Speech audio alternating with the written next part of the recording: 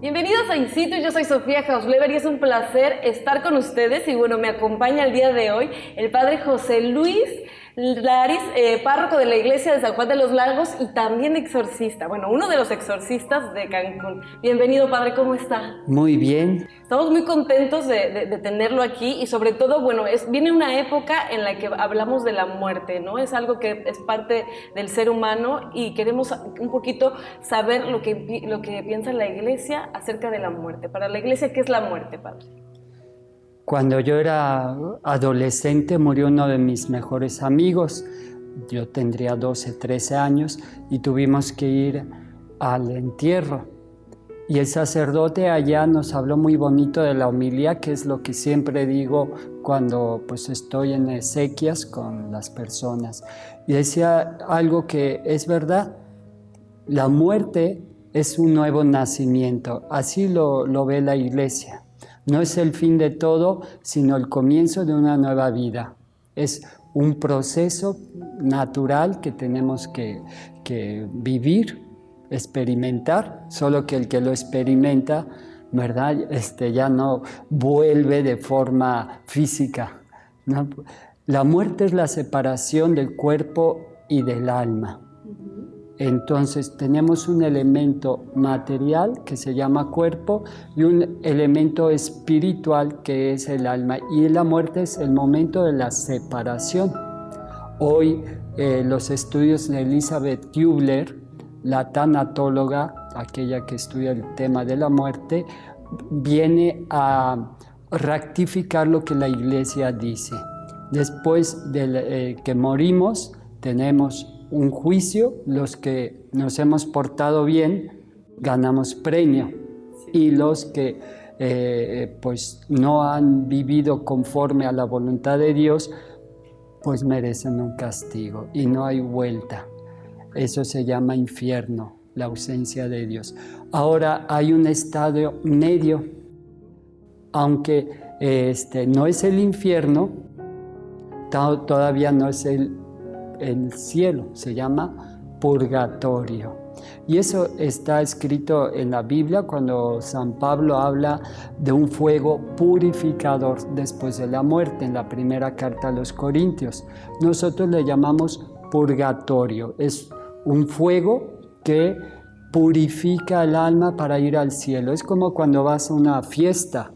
Nadie va a la fiesta oliendo a feo, sino claro, que se arregla, preparado, ¿no? Se prepara, se viste lujosamente o de acuerdo al tema de la fiesta. Me encanta que toque el tema de las fiestas, porque quiero preguntarle cómo la iglesia celebra pues estas fechas, ¿no? Estamos en Día de Muertos. ¿Cómo lo celebra o qué es correcto para la iglesia celebrar?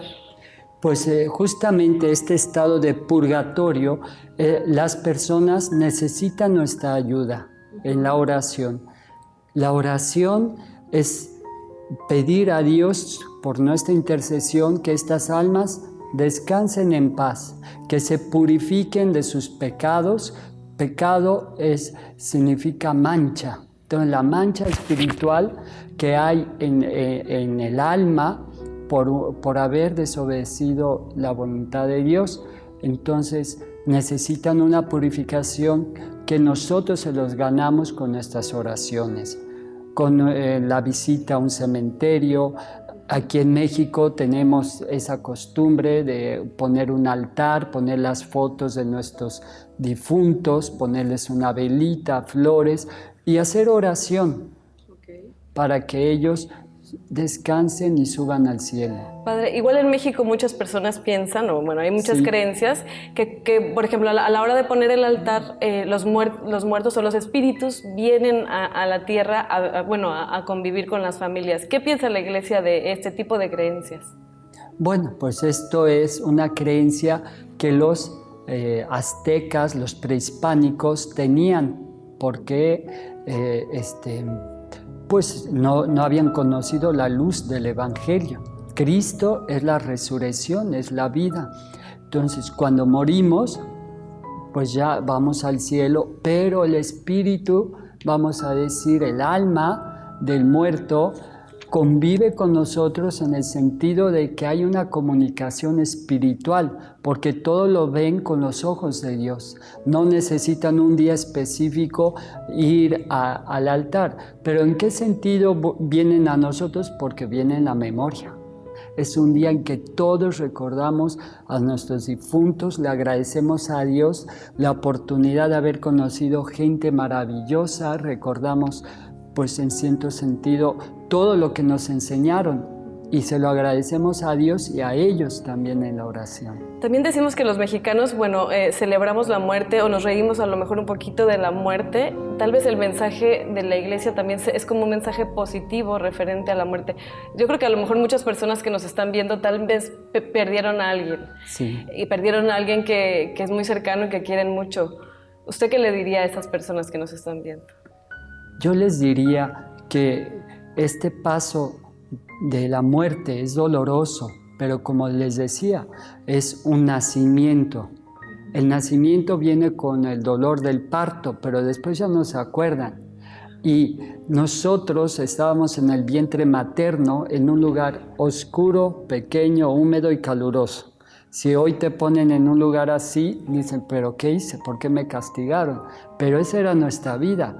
Y salimos a la luz, a los colores, a la dimensión de las personas, del afecto, y se nos olvida la vida uterina. Lo mismo es la muerte.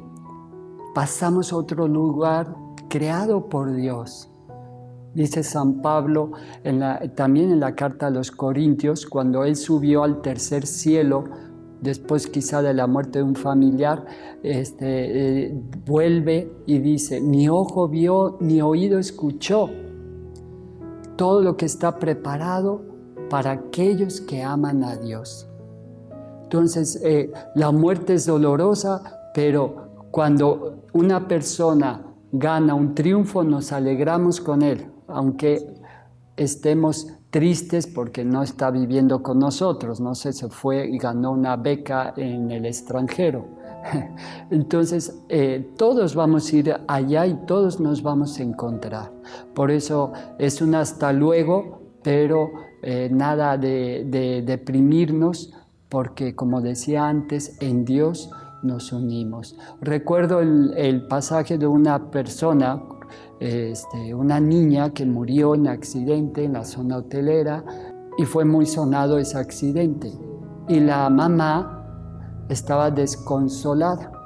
Fue a visitar el Santísimo Sacramento el segundo o tercer día en las misas de la novena y escuchó la voz de su niña que le decía, mamá, estoy bien, ya no tengo miedo. Entonces, Dios se lo permitió a esta mamá desconsolada, escuchar la voz de su hija triunfando ya en paz y en el gozo del Señor. Y por ejemplo, cuando las personas perdemos a alguien, y muchas veces decimos que tal vez es un castigo divino, ¿qué le diría a esas personas? Que piensan que a lo mejor yo hice algo malo, por eso perdí, como usted dice, a mi hija, sí, o a alguien que tú quieres mucho. Yo siempre digo que Dios es amor, lo dice la Biblia. Y Dios tiene para nosotros el mejor momento. Cuando uno muere es porque ya era el tiempo, ni un minuto antes, ni un minuto después, en la sabiduría divina. Lo mejor era para esa persona fallecer. Ahora el estilo de muerte, pues es un misterio. Pero si nosotros creemos en la vida eterna, después pasará el tiempo y todo acabará el tiempo y todo se hará eternidad, porque para eso es la evolución del tiempo, ¿verdad? A la parusía que habla la Iglesia, al final de los tiempos, donde ya pasaremos hacia la otra humanidad. Y yo les digo a esas personas que nuestra vida es como esos gusanitos que se arrastran, que dejan cierta sustancia que no nos gusta tocar, pero después se vuelven los insectos más hermosos, que son las mariposas, se transforman. Y así es, nuestro sufrimiento ofrecido a Dios nos transforma. Y esta muerte, nuestros hermanos pasan ya por el crisol de la muerte a un lugar mejor. Entonces hay esperanza más que tristeza. Qué tristeza. También hablaba pues de portarse bien para poder alcanzar el cielo. Sí. Pero bueno, también hay personas que se portan mal. Y bueno, también es un punto que quiero tocar en el siguiente bloque, porque pues hablamos de que usted es exorcista, pero existe, sí. ¿El mal existe, padre? Sí, el mal sí existe, sea moralmente, sea también el maligno, una persona que es un ángel caído, que en odio y en venganza quiere hacer el mal a los demás para vengarse de Dios. Padre, muchos escuchamos la palabra exorcista y lo asociamos con las películas. Yo más adelante vamos a hacer un pequeño corte comercial, pero quiero saber realmente quién es un exorcista, de qué se trata. ¿Sí? Vamos a un corte comercial y regresamos con más en In Situ. Tenemos al padre José Luis Laris y bueno, estamos muy contentos de tenerlo, padre, y bueno, vamos a hablar del exorcismo.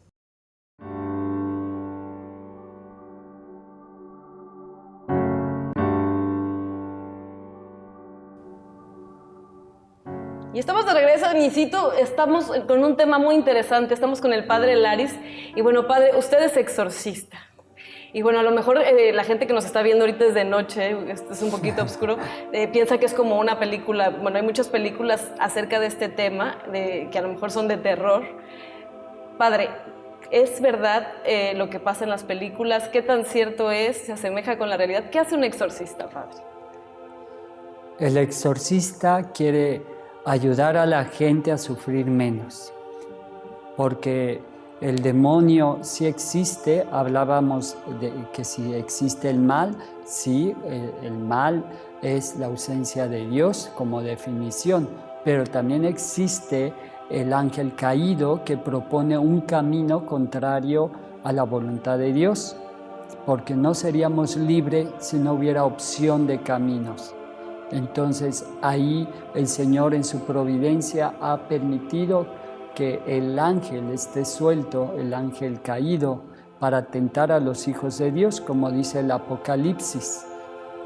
Ok, padre. Muchos católicos a lo mejor no saben de la existencia pues, de esta parte, ¿no? de los exorcistas. ¿Cualquier padre puede ser? Cuénteme un poquito aparte de qué se necesita para ser un padre exorcista. Yo creo que como para ser sacerdote uno necesita la vocación, el llamado de Dios, porque ninguno de los exorcistas por sí mismos hubiéramos querido este papel, porque pues es la lucha contra Satanás, contra el imperio de Satanás. Cuando unas personas abren puertas en el ocultismo, después Satanás los comienza a molestar, no solo en su espiritualidad, porque ya cayeron en pecados graves, sino sobre todo también en su sueño, en su economía, en su familia y en su cuerpo.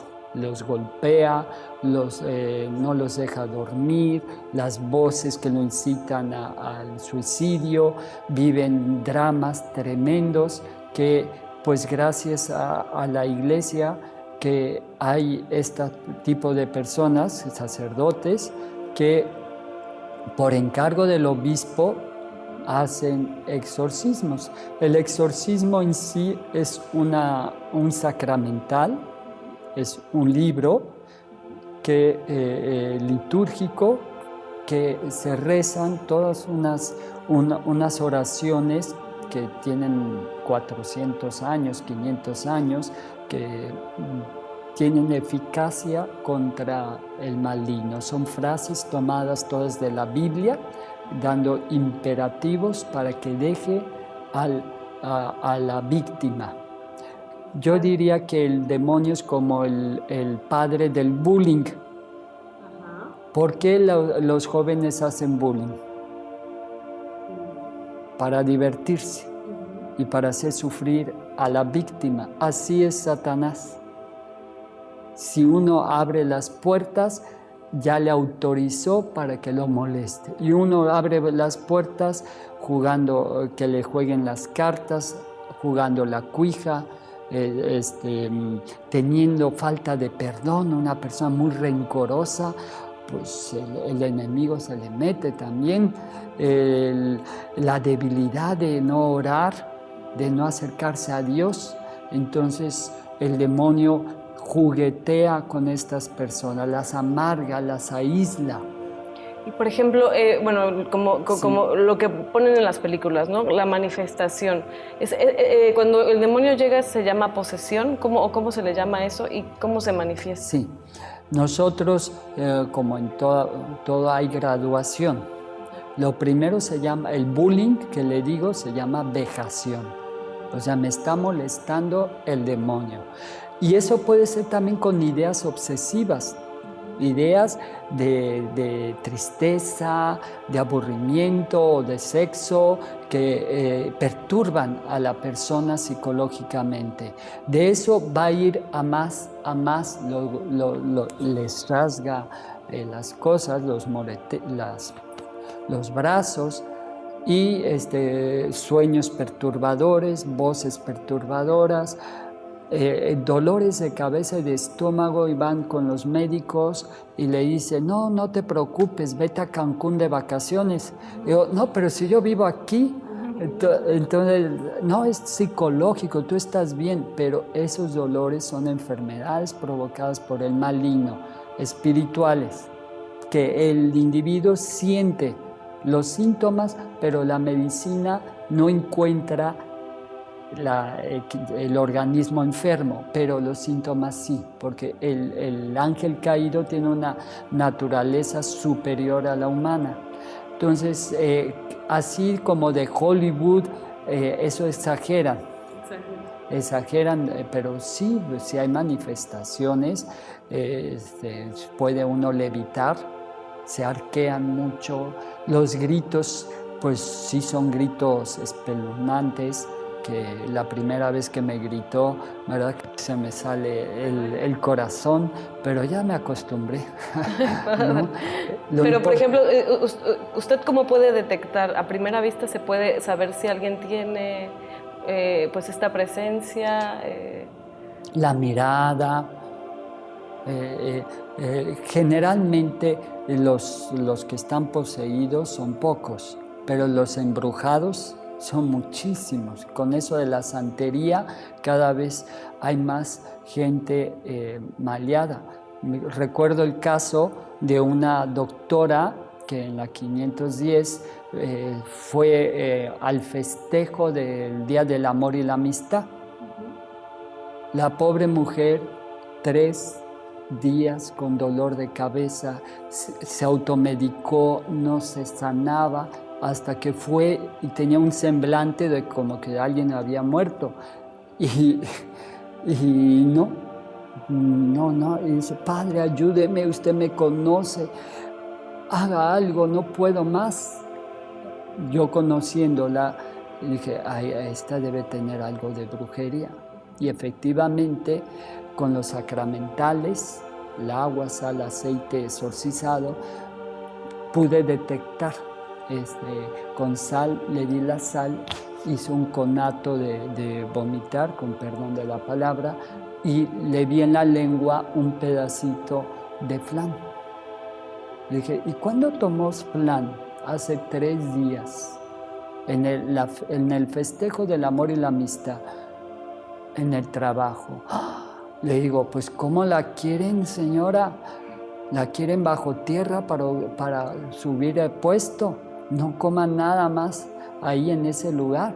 Entonces, y tuvimos que hacer mucha oración para que desalojase todo el flan cuando terminó, que estaba embrujado el flan. Por ejemplo, se le llama sacramento, bueno, muchos lo conocen o lo conocemos como rito, no sé si es como un rito o no. ¿En qué consiste, padre? Bueno, el exorcismo es un sacramental, es una oración.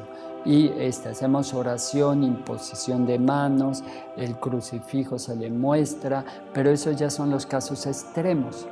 Y las oraciones de liberación, pues son oraciones tomadas de muchos autores, donde se pide a Dios en su bondad que libere la mano del opresor, del maligno, ¿no? Entonces Dios va ayudando, y los sacramentales, pues se hace una bendición de la sal, aceite o el agua, ¿verdad? Y eso le quema al demonio y hace cortocircuito con la brujería.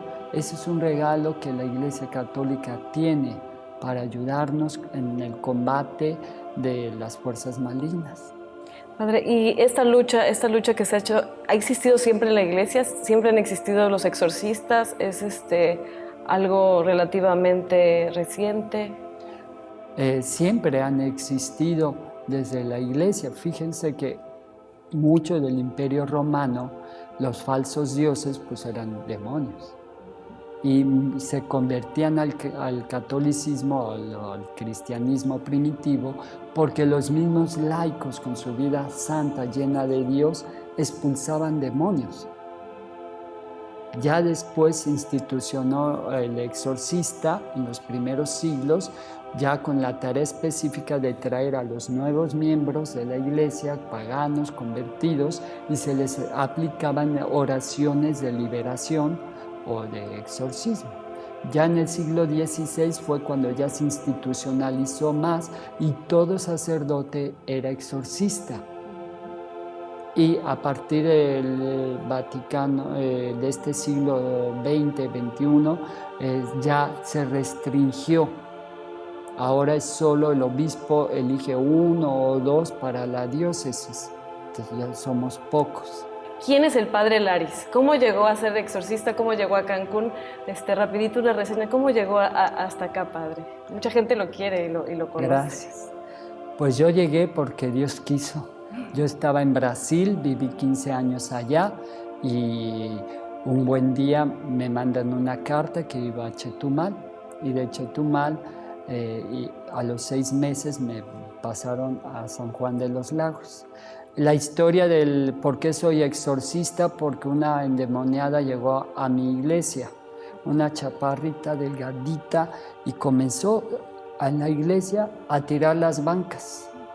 Y comenzamos, pues yo la quería, a ver qué le pasa, señora, pero no se dejaba, y parecíamos Tom y Jerry dando vueltas, hasta que la tacleé, y éramos 5 hombres contra esta señora flaquita, chaparrita, y no podíamos.